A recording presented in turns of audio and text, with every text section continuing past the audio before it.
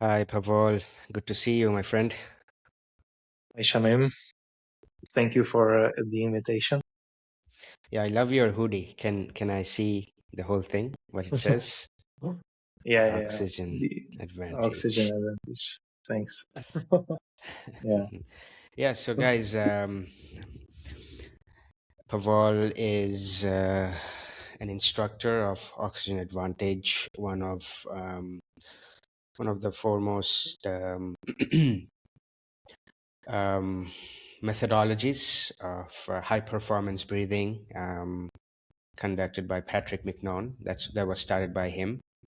I met him last year in Greece, where I also myself took the instructor training, and that's how we met. We had an amazing 2 day session where he went through a lot of things regarding breath, and I was really fascinated by the whole program, by the history of this method, the teacher, and the whole process behind it. So I'm really glad, to have you in the podcast, Pavol.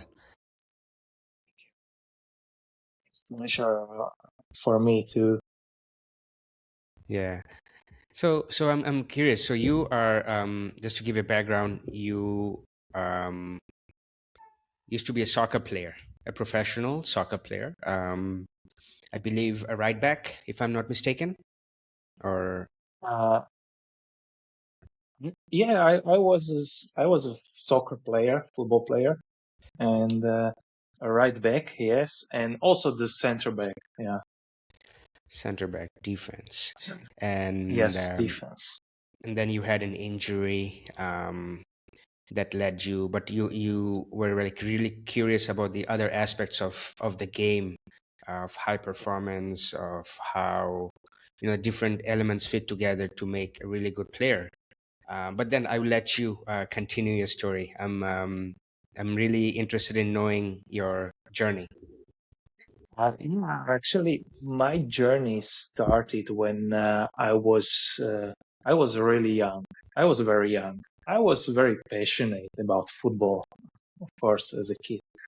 So I started to train to training early in early ages, and I was lucky to become part of one of the first football soccer academies in Slovakia.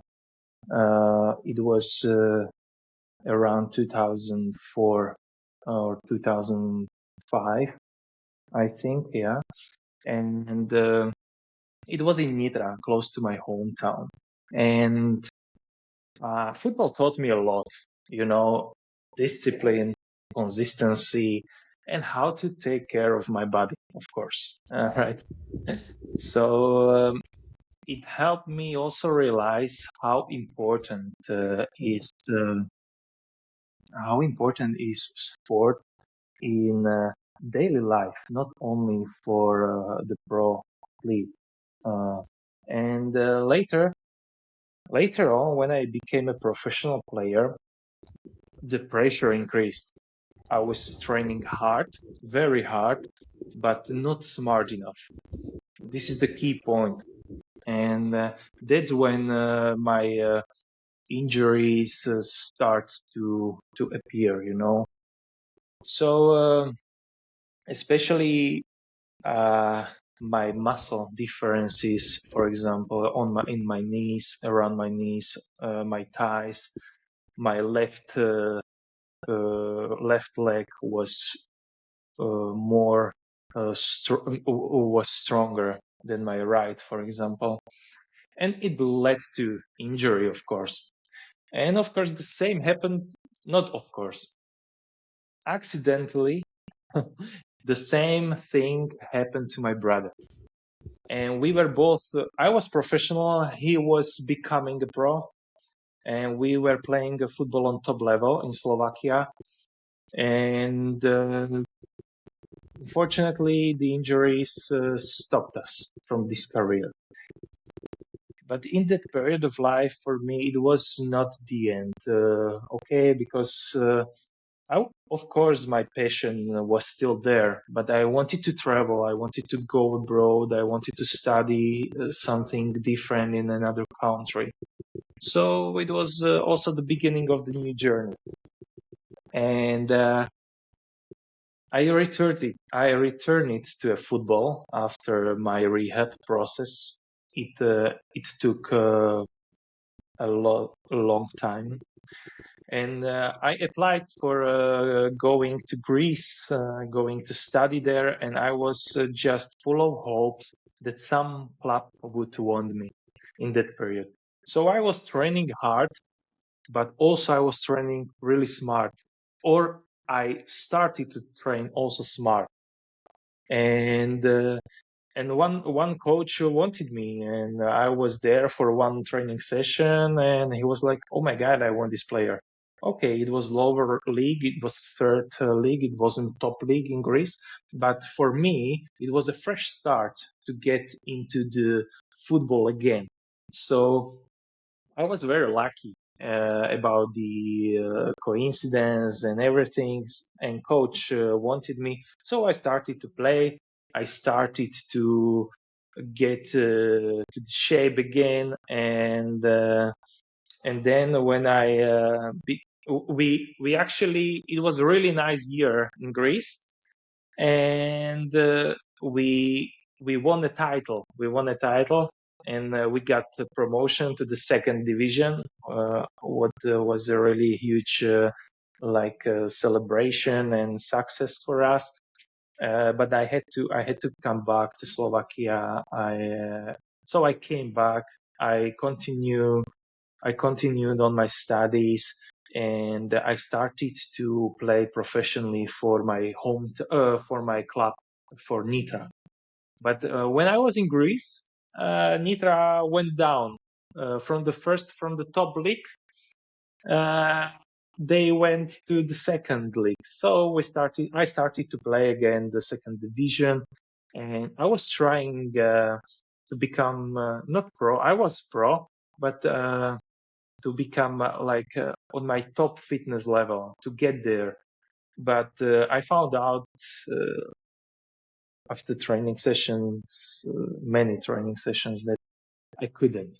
I couldn't. My knee was talking to me every morning. I was waking up in pain for 10, 14 days. And there was a one program. It was also connected to studies. And I went to my coach and I told him, "Look, coach, I want to play. I want to play professionally, but I can't. The pain is unbelievable. How difficult it is for me to wake up from the bed."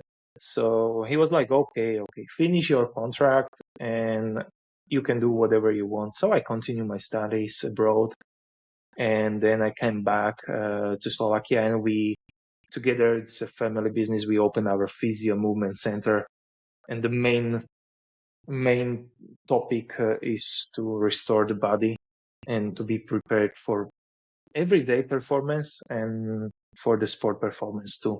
So yeah, it was um, it was like that, and it was amazing journey. And today we have more than 8 years of experience, and we are very grateful for the journey. So yeah, that's it. Yeah, thank you for sharing. I do share a similar passion in soccer. I really, really love the game. I think that's one of the ways we connected. It's a beautiful game. It connects people from all over the world. All over the world. Yeah, yeah, Yeah, yeah, yeah. And yeah, football is great, and team. And when you have a team spirit, what I fortunately had always, uh, it's great. I have my friends. Until now, we are working together. We are talking. We are on vacation with my teammates from Greece. It was hard time in Greece, but actually manageable. And when people help you, of course, it's nice. And yes, football connects people. yeah, that's nice. Yeah. Thank you for sharing. So you guys, you have your own physiotherapeutic center with you and your brother. And Yeah. how did you come across Oxygen Advantage? How was that transition from soccer to trying to understand the art of functional breathing, and how does it all connect? And so that, um, Uh, all becomes whole. it all started when my brother finished the uni. He's a physiotherapist, and I finished my studies and to become a coach, and also the UFA. I have a UFA B license as a football coach. So we wanted to start also an academy. And it was during actually my studies when I started to focus on recovery. And first, uh, the Wim Hof method became popular in this period of time. It was maybe 10 years ago. Yeah. And I started to do the ice bath and to the hyperventilation training, hyperventilation, breathing techniques from yoga. And I was quite interested in these topics. So uh, actually, people brought me to the question, okay, but how should I breathe? When we were training here in center, people were asking us, how should we breathe during the physical exercise? How should I breathe while I am working in the office? And I was like, okay, probably this is the question I want to have an answer. And hyperventilation techniques, they are different. They are not for everyday use. So I was researching the internet, and then I found Patrick McKeown and Oxygen Advantage and courses and certifications. So I want to go deep into the topic. So I choose the closest one. It was in Poland, I think, in 2019 or 18. I can't remember. And that's how I change my mind to the different type of breathing, to the functional breathing. And it really nice. It is really nice that it connects my brother knowledge from the physiotherapy, from the developmental kinesiology, and from the dynamic neuromuscular stabilization system. And it's really nice. The connection is really nice, and we can see it's really helpful. It's really helpful. So that's why we started to teach oxygen advantage, breathing, biochemistry of breathing with biomechanical point of view. And then together with my brother, we reconnected to the movement. So this was the great point for us to bring it here, to do the certifications, to do the retreats, also in Greece and here in Slovakia. And we created this know-how, and we are very lucky and very happy because we have a lot of clients and they are satisfied, and we can solve their problems, movement problems. So how does it all connect? Movement, breath, what is functional breathing, what is hyperventilation? How does this all connect? Say, I remember at the training, right? We did calculate something called the BOLT score. Um, that gives you an indication of, are you are you breathing normally or abnormally, right? So I would love to hear Yeah, that from you. yeah. Yes, the bolt score is something like the first or the step one. But when a client comes to our center or works with us online, the first step is always body assessment. We look at posture, breathing, and basic movement patterns. And from that, point, we start with bolt score because we want to know how the body react during the bolt score. So we are finding the CO2 level that trigger the client's body to breathe in. So we want to find this point. And in general, people have a bolt score about 15 to 20 seconds. Okay, What does, and can you explain what does that mean? uh, we in Oxygen Advantage we use the 𝐒𝐞𝐚𝐫𝐜𝐡𝐞𝐬 formula, and it is about findings whether the breathing patterns or breathing biochemistry is on the functional level or is dysfunctional. And when a person has less than 25 seconds, there is a 90% a chance that a person will have dysfunctional breathing patterns somehow. So yes, the body oxygen level test is looking for this CO2 tolerance in a human body, and we can say that mostly people are breathing through the mouth. They are breathing to the chest, so they have problem with the neck. They have a dry mouth and problem with breathing. And when we change this stereotype, there's the magic happens there. Yeah. Mhm. So when you said 25 seconds, it's like you breathe in, and when you have you hold your breath, and then it's the time. Is it the time that you have the urge, the sudden urge to breathe in? It's like how much can you hold without a lot of pressure? Is that what you meant?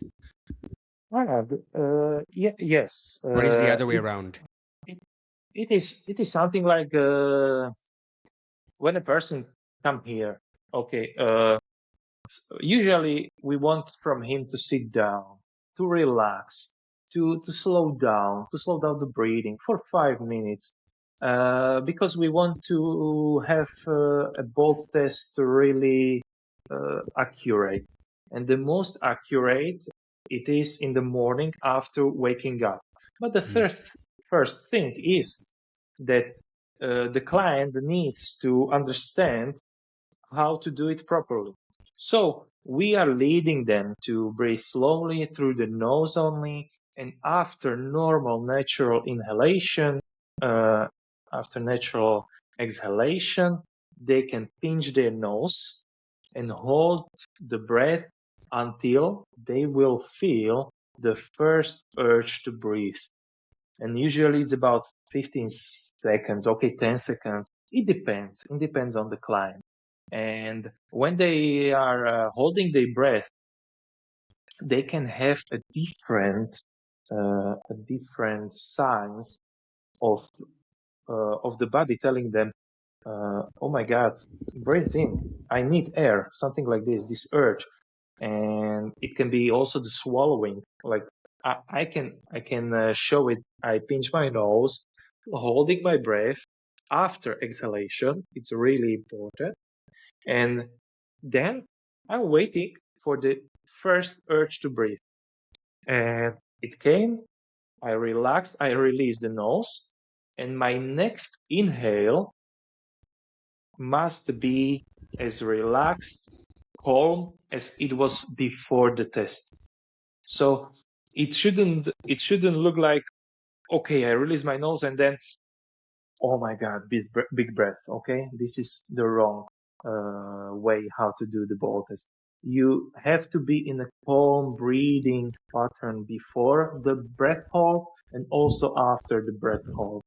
So it should be really simple. And the best way how to do it is in the morning. And keep in mind that it's not the competition. It's really hard to explain to people. It's not the competition. You need to have the right number to know where you actually are.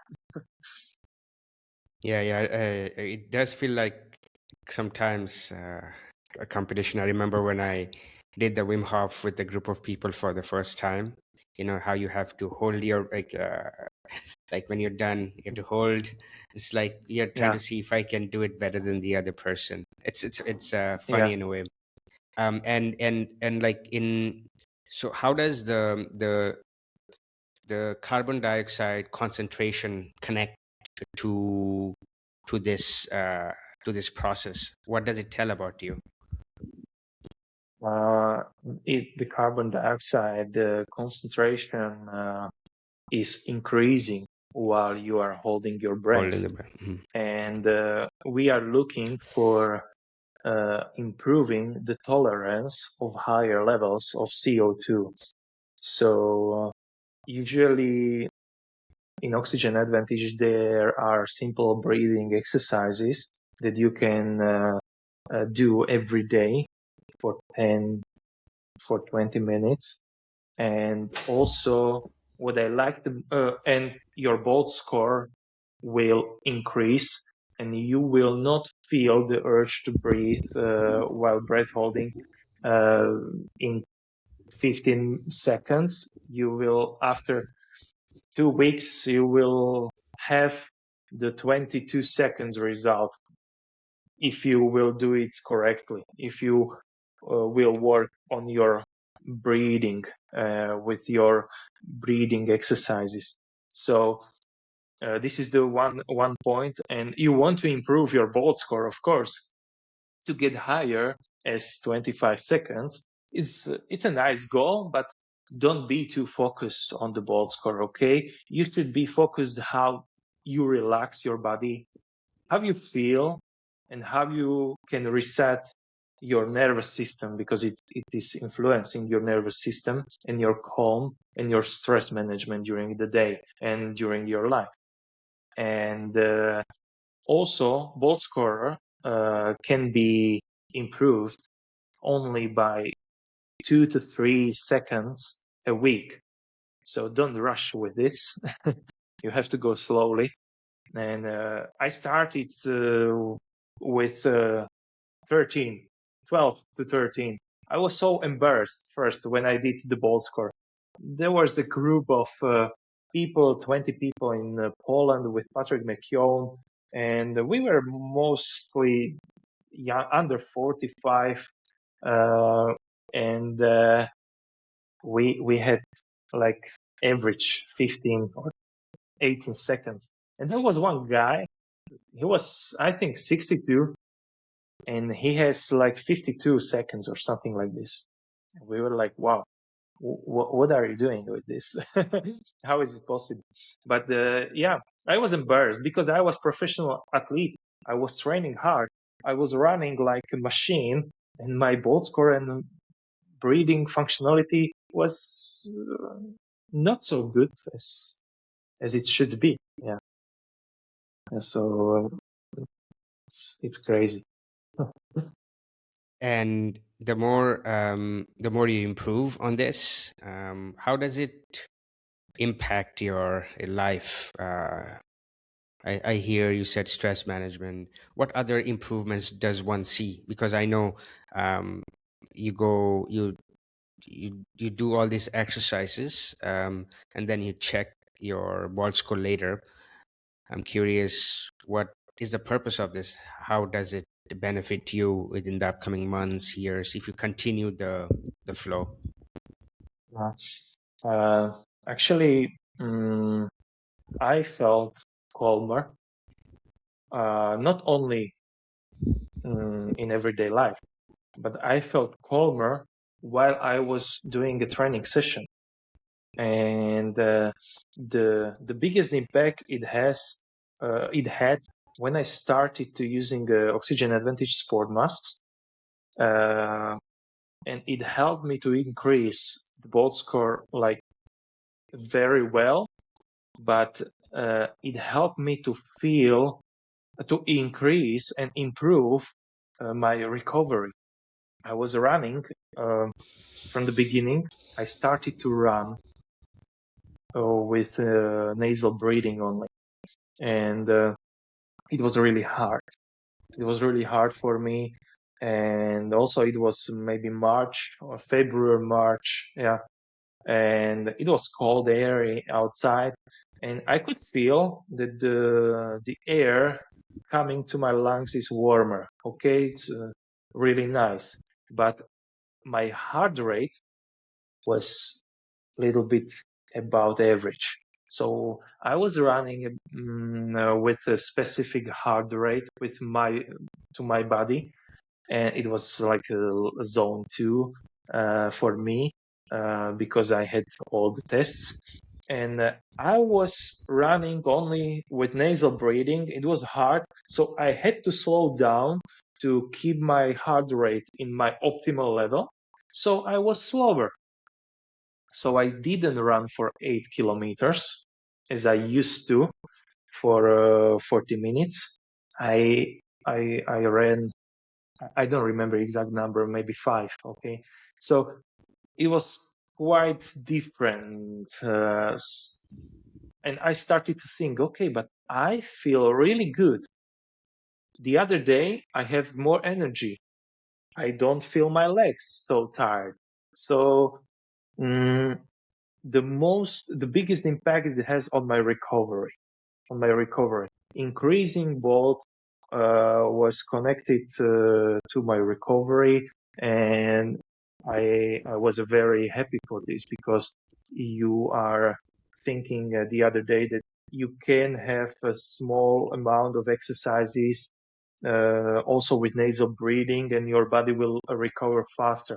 Okay, your movement will be slower, but then after 6 months, I started to run 8 kilometers with nasal breathing, and in 45 minutes, I was like, "Oh my God, this is cool.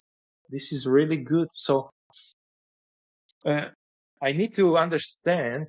I understood that it took time, but I felt great, and it was worth it. Only 6 months. What is this? So I started to teach this also my athletes and our clients who came here for the performance, and also the football players and the clubs, and whoever came to my way. Yeah, it was really nice. Yeah. So one of the biggest benefits you had was recovery, which is really, really important if you are an athlete, or even if you go to the gym, or even you are a runner. Recovery is one of the most underrated, or people don't really talk about it. Everyone wants to go, go, go. Yeah, yeah. Mm. It's true, and this is still a reality. They want just performance. They don't realize that recovery is as a training session.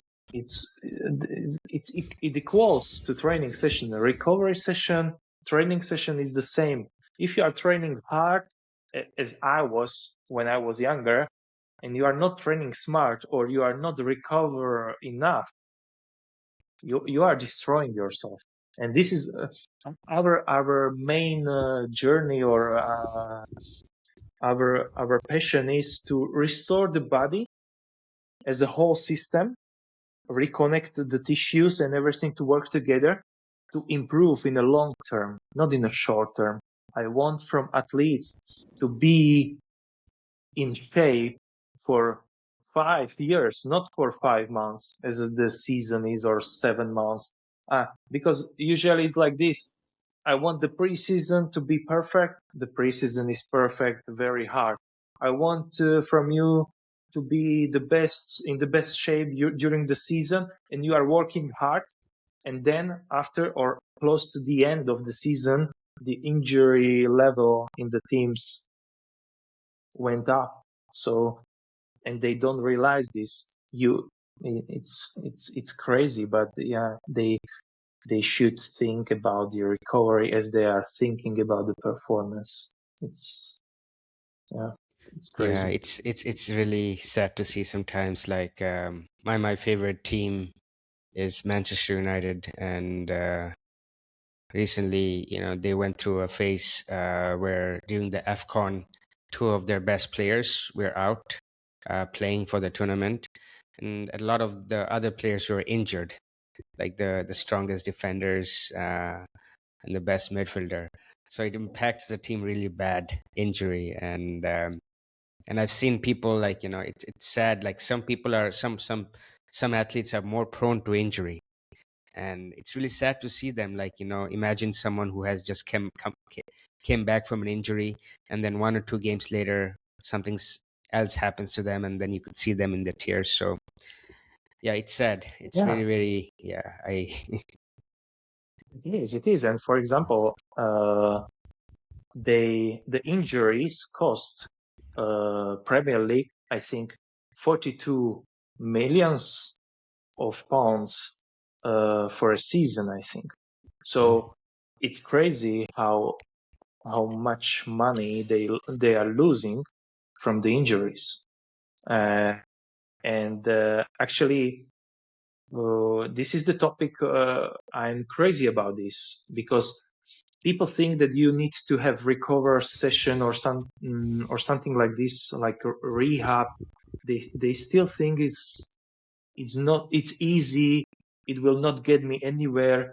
But when you have a way and you have the exercises as we do, as we teach, you can prepare athlete for better performance during the rehab session. It's not rehab, during the recovery session. Uh, the diaphragm, the breathing, and the diaphragm is very important. Your tongue is important for your training. Your tongue is connected to your diaphragm and to your pelvic floor. The athletes are focused to train only the six pack, to look good, to look strong. It's nice, but the inside muscles, the deep core muscles, stabilization muscles, multifidus, the lower back muscles, they are weak. And the diaphragm is also, many times I've experienced that athletes, top athletes playing Champions League, let's say, they got a weak diaphragm. They were overloading another muscles with the performance, and the diaphragm was weak, was tightened. It was really bad, and I was like asking myself how this is possible in the level as Champions League. You should have the team, like big team of people taking care of you, and they should see. Of course, they are focusing on performance, but they have to realize that rehab or recovery processes can be as much beneficial as the performance training is. Mhm. Absolutely. And so, and another aspect I think we covered was some of the exercises we've done, and I really found them super fascinating. And I felt even my state um, go up. I felt like really, I would say, joyous, like following days full of energy. Were the exercises that we have done that simulated high altitude trainings, where we had to stop our breath and walk around, Yeah. paces, and different different Yeah. techniques. I'm just curious to know, how are those exercises connected? Are they mainly for building your stamina, or they serve other purposes as well? I'm using these exercises for simulation of high altitude training, mainly to people who wants to improve physical performance, but also people who wants to improve their breathing. But we have to always choose if this simulation of high altitude training is appropriate for a person. And sometimes when I have a general public here for the workshop, they are not able to not to attend the exercise, but to do it without harm or without feeling nausea or something like this. So they are. I'm very how can I not strict. I'm not afraid to use them. I'm just saying mostly it is good for recreational athletes, runners, and sportsmen, and we can do all this session. And they can also improve the ball score very well, and they can improve stamina, but not only stamina, but also the strength, for example, of your diaphragm. Because when you are holding too much, for example, during one of those exercises, your diaphragm will start to kick you to breathe in, to make an inhalation, do it, and you are willingly saying no. So you are playing with the biochemistry, of course, but also with the biomechanical point of view. So there is a nice way how to strengthen the diaphragm with the simulation of high altitude training exercises. This is really nice. And what can happen during those exercises is like people get tired. They feel the diaphragm is tired. Oh my God, what is this? My diaphragm is tired. So then I recommend to massage the diaphragm at home later in night to release the tension and to recover well. So this is a very nice point of this training. And with the pro athlete, I like the approach of repeated sprint ability. It's a breath holding for 40 meters of sprint for athletes. And you have to be very careful with this because they should have specific weekly program and adapt these strong breath holds to the training sessions. And for example, when I was training it as a tester or something like this, it was very hard for me. Very hard, like inhale, exhale, hold your nose and sprint for 40 meters. Then 30 seconds, relax, walk back, and again 40 meters. And in Oxygen Advantage, we have accurate sets of repetitions and everything what we should do, but you always have to adapt because I did this with my local team. It was good, but I had to adapt the exercises, the length, and the number of sets and repetitions. But when I did it with the pro team, it's totally normal to do it like go fully in, fully out, go do it, run, and you will improve definitely. And also the VO2 max it can increase. It's crazy how beneficial can it be for the athlete. So you will run less, but you will get more out of it. This is for me, it's the best way to train smart. Because I was like crazy. We started the preseason. We were running 8 kilometers. I was first. In my team.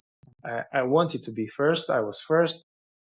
I was crazy about beat everyone. But when I am now looking back, I said, okay, it's not necessary. The best way is to find your tempo, be good, okay, but improve nasal breathing to the 80% of your maximum or 90% of your maximum. And you can train like this because you will recover faster. I was so tired after these sessions, of course, but anyway, you can train performance, but the risk of injury increase when you are not using breathing exercises or breath training or something like this. And I'm not an athlete, but I go to the gym. I started to go to the gym again. I did some kickboxing. So just for me, it's just a normal person who does not go through scheduled, structured, coached training like the professional athletes. What are some tips or some exercises that I can, use perhaps before training, or maybe before I even lift weights, or before I hit the treadmill or go out running? Yeah. Do you have any recommendations? Yes, yes. The oxygen advantage has two main parts, and it's a functional breathing and simulation of high altitude training. Before you are going to lift some weights, it's good to have, like, from the biochemistry point of view, the warm-up exercise from oxygen advantage, and it's a small short breath hold while you are breathing. So let's say you can do it in the beginning of the training. Breathe in, breathe out, hold your breath for 5 seconds, and then again you can do breathe in, breathe out, and again breathe in, breathe out, and hold your breath for 5 seconds. This is the first one. But what I recommend it to do before lift weight or something in the gym, it's activation of your diaphragm and stabilization of your core system. Because of course you will train your breathing with nose breathing, nasal breathing while a workout, but you need to prepare your core, and your core is not only the abs, your core is the deep stabilization system, your diaphragm, your pelvic floor, and you can do this with conscious with your conscious approach, because diaphragm is created with striated muscles, and it means you can consciously create a pressure there, and we can create a pressure before the training, just simple pressure, and then you are breathing into this pressure, and it's not squeezing your abs, it's not squeezing your stomach, it's like creating pressure cylinder around your body, and it stabilizes the system, the core system, and it will help you to lift a weight like nothing, and not only like nothing, but like with a low level of risk of injury, because if you are not doing this, the preparation of your core and activation of your diaphragm, you will get to the postural syndromes, and the weight will change your posture, and you will overload the muscles that shouldn't be under the load, and this is important to understand. So my big recommendation is activation of the diaphragm before your training session, and even before the exercise. You are going there, okay, you check your body, you find the neutral position of your diaphragm and pelvis, and then make a intra-abdominal pressure, then start to breathe in and out to this pressure. You will feel just slowly expanding, slow expanding of your core system to the sides, to the back, and a little to the front, and then this is like the cylinder stabilization cylinder that can help you a lot. And this approach, for example, I use it also when I'm sitting all day, because I want my posture be in one good alignment. So I do it in the morning, activation of the diaphragm. I do the intra-abdominal pressure activation. It's simple. In 5-10 minutes, I'm ready. I'm ready to go. And I also recommend this for my football or soccer players because Soccer is a game you are playing with one leg only. It's always the attack or defend something, and you are trying to touch a ball or catch a ball or pass.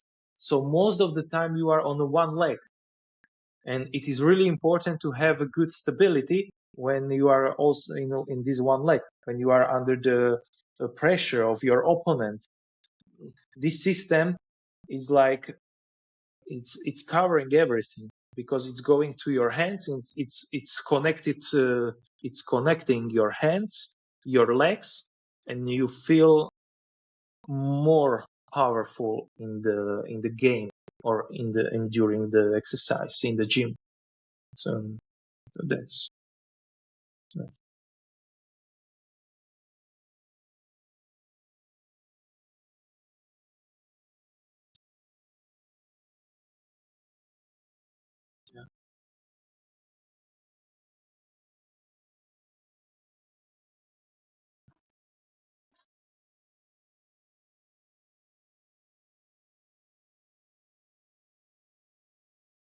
Yeah. Oh, it's just a little bit different. The cues are different. It's not fully in. It's like 80% of your pressure, creating pressure around your core, uh, because you shouldn't push too much. So 80 to 90% of pressure, and then when the pressure is there, you can see that you can feel it, and then you start to breathe in and out, but the pressure is still on. This is the important. You are not losing the pressure. That's why I always tell people, use your fingers around your core and create the pressure. And when you start to breathe in, you can feel the little expansion. And when you start to do exhalation, your fingers shouldn't go inside of your core. You should keep it stable. You should keep the pressure on. And this is the most important thing.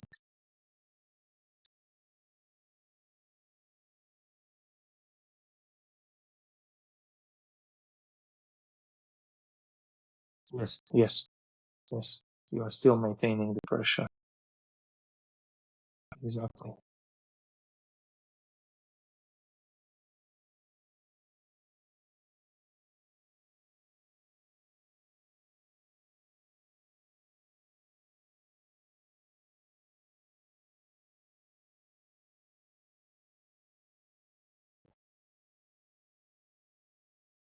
Yeah, yeah. That's true. That's true. It's like a pandemic situation with sleep. Because really, actually, these days I'm going to have a workshop for oxygen advantage for general public, and most of the people that come to our center, they have sleep issues and insomnia, snoring, and low level of energy in the morning. Those are the most, I think, common issues, the common problems they have. And for those people, I actually recommend really simple things. Start with your 16 hours of breathing during the day. The best thing how to realize your breathing is not to judge others what they do, but change your mind and judge others, your family members, the best, how they breathe. And it will create a funny situation in your family because you will start to point it to other people, but it will remind you that, oh my God, how I breathe. I'm talking to them how they breathe, but how I breathe is important, and it is always reconnected. What do you see in your environment? It's about you. And when I see someone is breathing through the mouth, carrying shopping bags from the market, I'm like, okay, maybe I do the same. And then my system will start to recorrect the breathing during the day, during every situation. And for them, it's important to improve 16 hours, and then we have 8 hours of sleep. And the most important part, a very important part, is what they do after the waking up in the morning and before the bed. Before the bed, the time before the bed is important. People can do light breathing exercises, slow, low, light, and diaphragmatical breathing in the bed for 10 minutes, and it will help them to sleep better. And also, after waking up from the bed, they should first thing first, sunlight and breathing exercise. This is something that for me it helped a sleep of a lot of clients. These simple things. It's simple, but a lot of people, they are checking their phones in the morning. They are changing the direction of the thoughts, like to politics, to the situations in the world, and they are out of their body, and they should focus on the body first. Okay, today I woke up and I'm thinking, how do I feel? Do I feel good? Yes, it's good. Did I have some issues while I was sleeping? No, I don't remember. It's good, okay. Because sometimes I had the problem with my sleep too.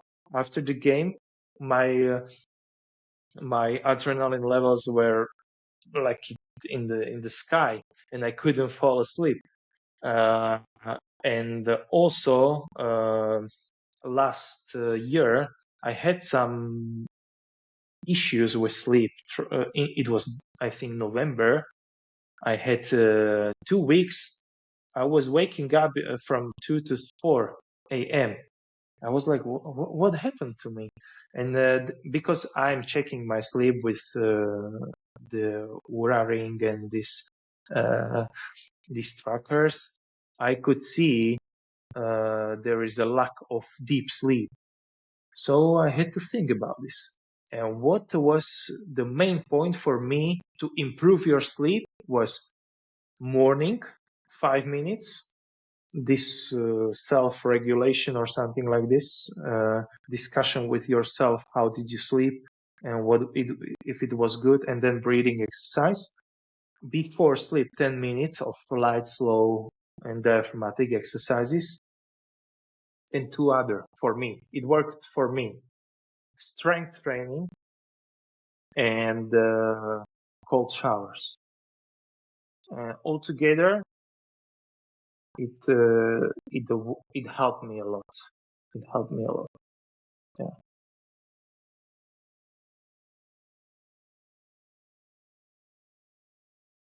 Yeah. Yeah.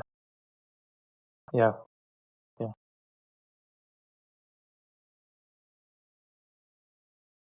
Yeah.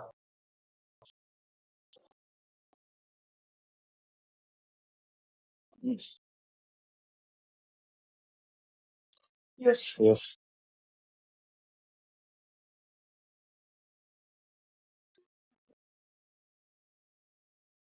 Yeah.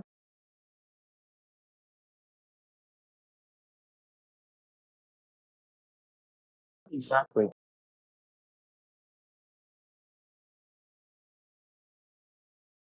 Yeah.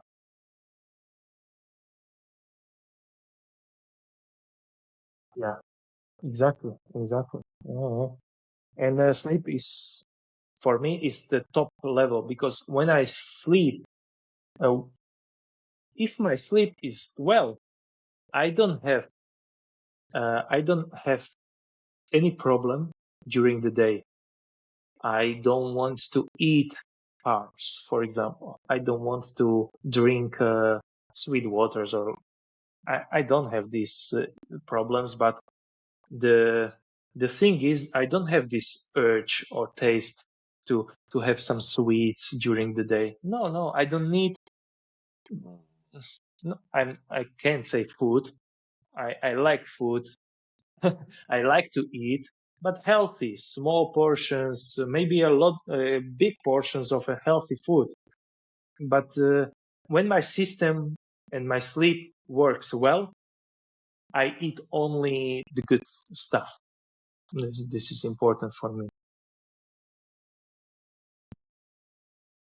Yeah.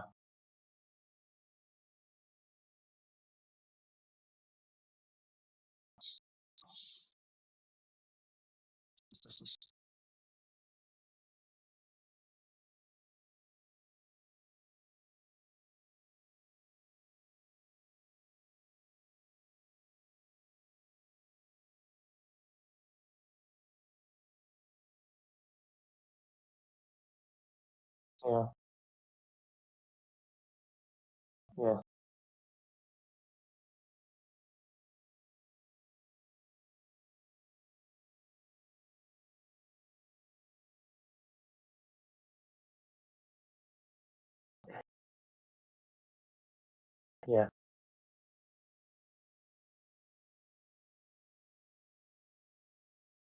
yeah, yeah, yeah. Exactly.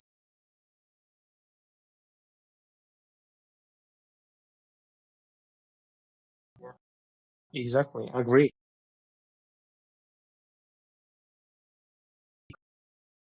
Yeah. Sometimes it's wh- I don't I don't do it like every day, but I like it. Maybe every second day, I can I do the cold shower, or sometimes I do it 5 days in a row. But sometimes I'm off 1 week. It depends, but I like it. I do it a lot. Uh, Maybe half a year I'm doing the cold showers, and it brings me refreshness to my mind. I have clearer mind, and when I want to add to my routine a new aspect, a new thing to work on, I start with cold shower and then I do the thing, and it really helps me because the connection of these things. I don't know why the cold shower is really good for this. For example, last year I wanted to do 50 squats and 50 push-ups in the morning after the cold shower. In the morning, not after the cold shower. I I didn't start with the squats and push-ups. I started with the cold showers again, and when I was 2 weeks in a row in this flow, I started to add 10 push-ups and 10 squats, and I continued to 50, and it was like wow. After 3 months, I woke up and I was like, oh my god, I want to do the push-ups, but okay, it was automatic, like a response of my brain. Wake up, do your stuff, and do the push-ups. I don't know, maybe of the good feeling and everything, it's endorphins and everything. It's physical movement. It's natural for the body, but it works. It worked. Yeah.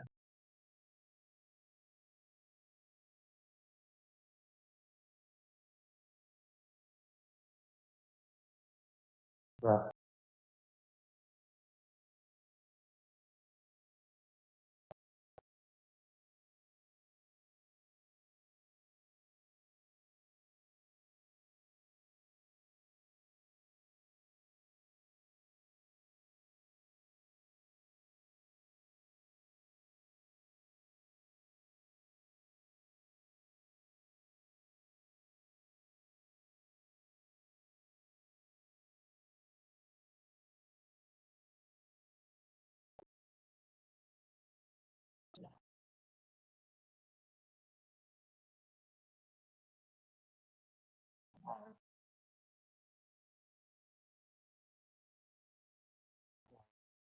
Yeah. Yeah. Right. My routine is very simple. I come home, I talk to my family for, I don't know, half an hour. we eat together. And this is, for me, it's important to eat together. And then I do some work, of course, like home housework or something. And then I sometimes, only sometimes, I do breathing exercises to calm down with prolonged exhalation. It's for 5 minutes, not more. And then if we have something like in the TV, like Champions League games, I like to watch soccer, of course. But maybe sometimes I'm too tired, so only the first half of the game, and then I'm going to sleep. I'm going to shower, like relaxing, not cold shower, just normal shower. And then my big relaxation mode is breathing exercise, 10 minutes, 4 seconds in, 6 seconds out. Like this is every night, almost every night I do this. And then I took my book. I take my book and I start to read. I love reading, and sometimes I prolong the time before sleep with reading. But I like to read a lot. I don't know. I love to learn new languages or improve in the language. So uh, I read a book in different languages. In Greek language, I read the books. I read the books, of course, in English to improve, because every time you can improve your language skills. And sometimes when I have a good book in Slovak language or Czech language, I'm reading this stuff too. It's really nice. So this is my top routine before bed.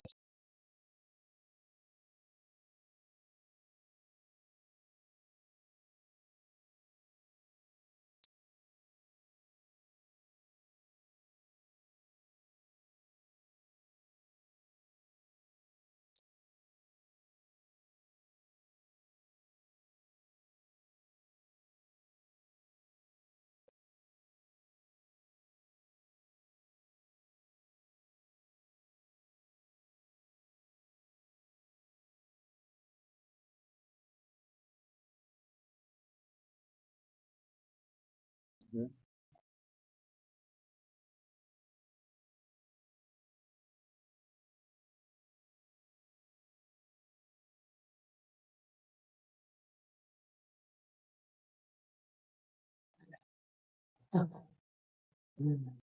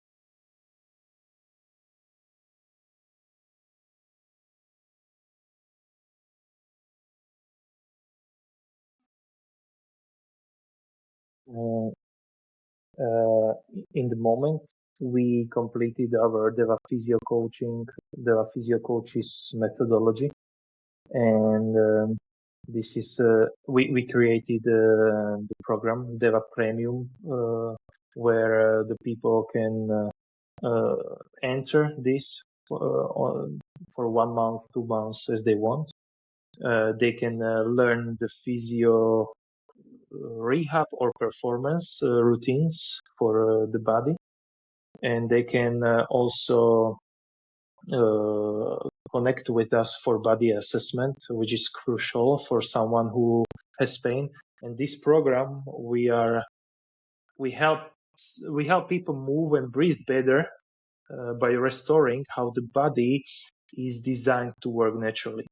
This is the goal for the 2026, to bring DEVA workshop or DEVA methodology to workshops in different countries, and to find some other instructors and other co-partners, because we have a know-how, we have a lot of clients, we have a lot of case studies with people.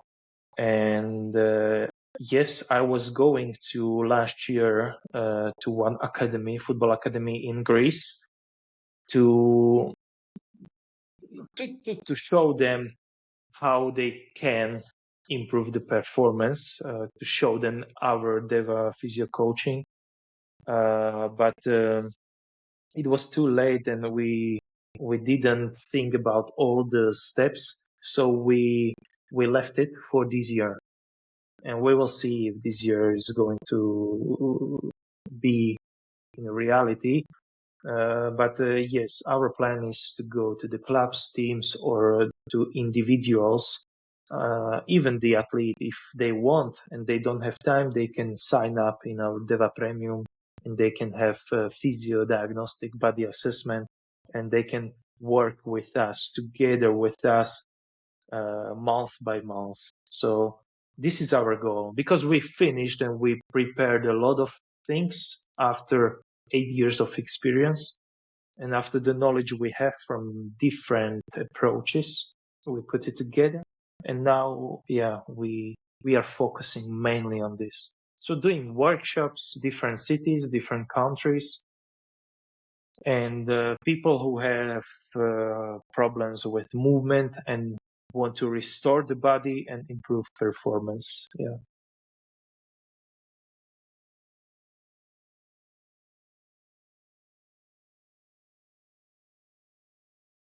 Yeah. Yeah.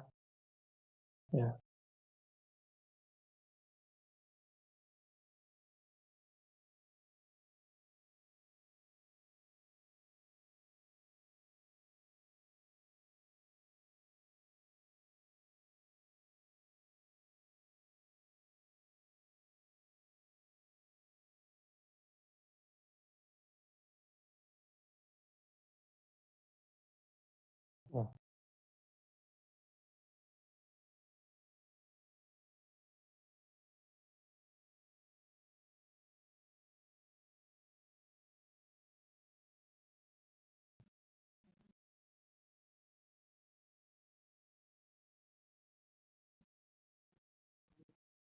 Yeah.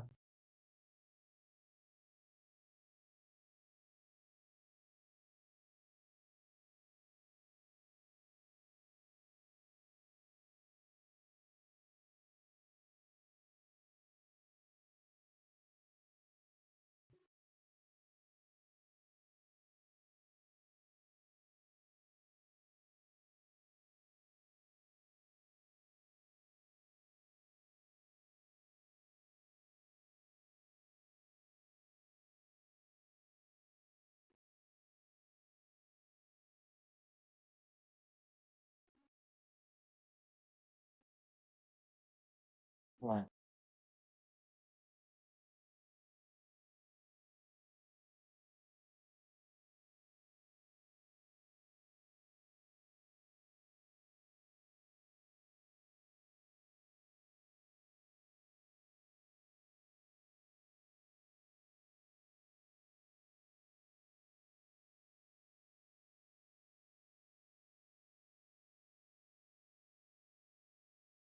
Yeah.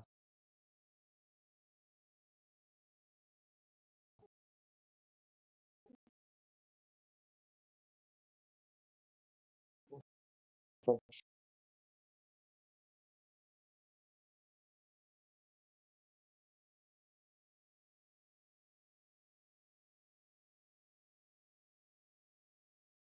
Yeah. Yeah. Yeah.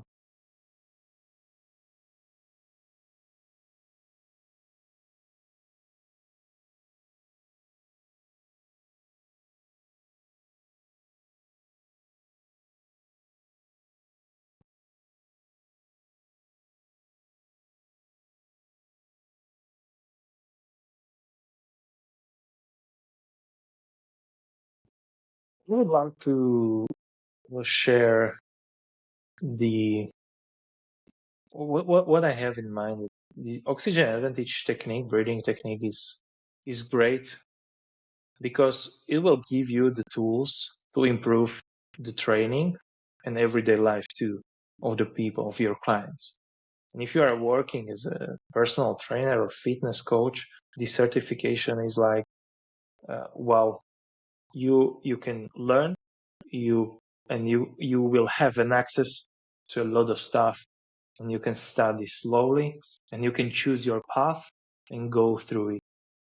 And for me, it's great technique, and it's gathering a lot of aspects together, like mind, performance, focus, psychological issues. It can help, and it is worth to have it.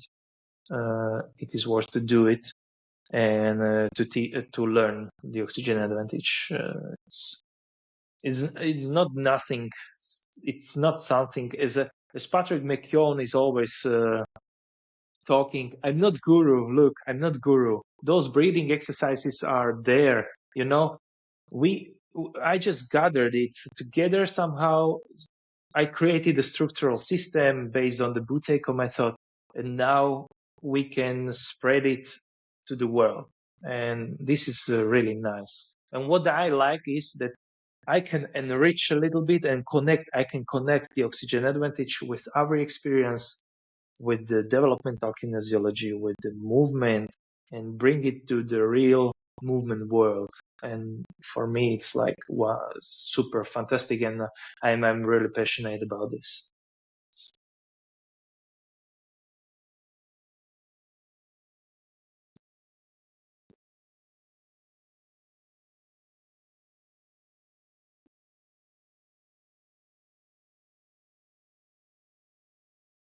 Yeah, yeah, exactly.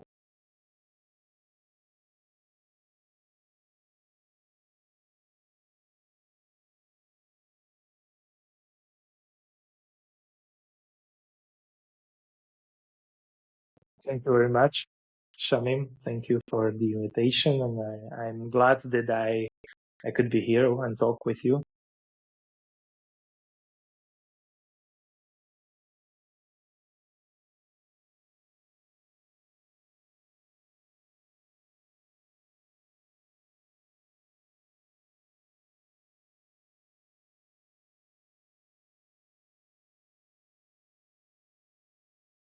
Thank you.